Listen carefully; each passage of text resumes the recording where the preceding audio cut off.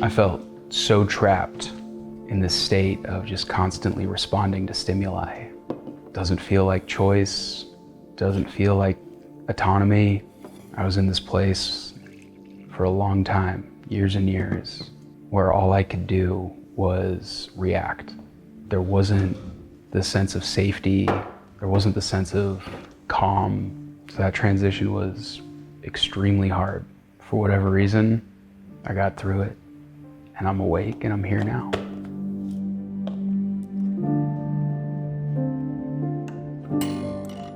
Joined the military, wanted to experience that lifestyle, that culture. I was young, 18 when I signed up. Talked my recruiter into giving me a recon contract.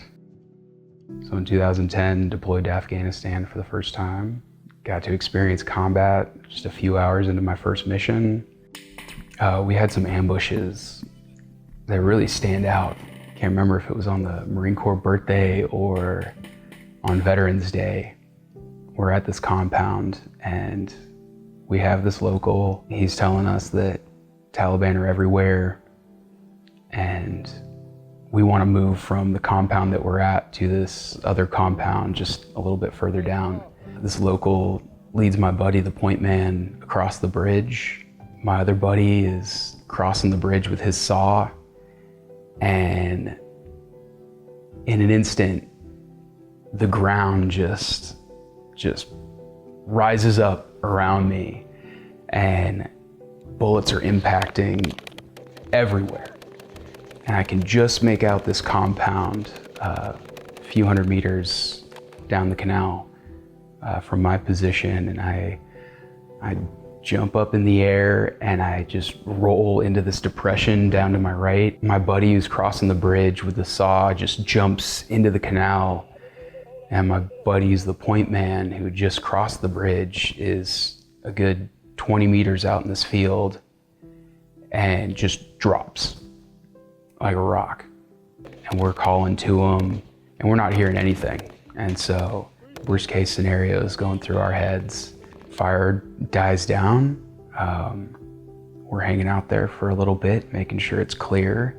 And we hear Steve call back to us. I'm all right. Guy had bullet holes in his drop pouch. He got lit up and just, for whatever reason, not a single one of those machine gun rounds hit any of us. I come back to Oregon in July of 2012, and I think that's the hardest thing I've ever done in my entire life. Switching from this culture of accountability to the loneliest I have ever felt. A lot of that feeling of uncertainty and that anxiety of being back in society just came from not having those people that I loved and trusted and worked with near me.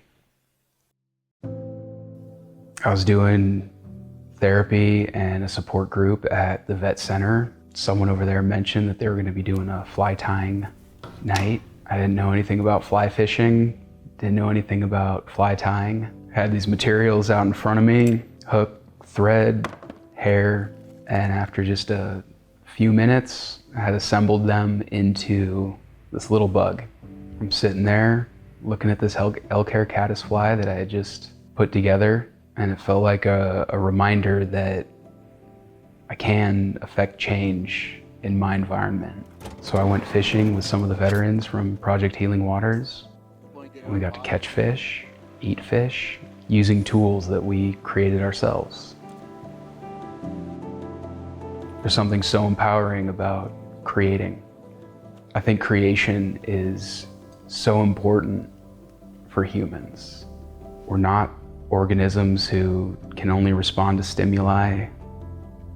We are these complex individuals, and the act of creation, of making things, making art, making expression, connect us to each other and to the universe in just a beautiful way. And that was really the beginning of my healing journey, was just this little bug tied of thread and dubbing and hair wrapped around a hook. And it was this reminder that I'm not stuck, I can change my environment. It's really great to have community and have people that are looking out for you, and that it doesn't have to be my platoon. It can be the people around me wherever I am. I still tie flies. I love it. Advanced a little bit more from elk hair caddis. And it's this constant reminder of how far we can go and how far I've come.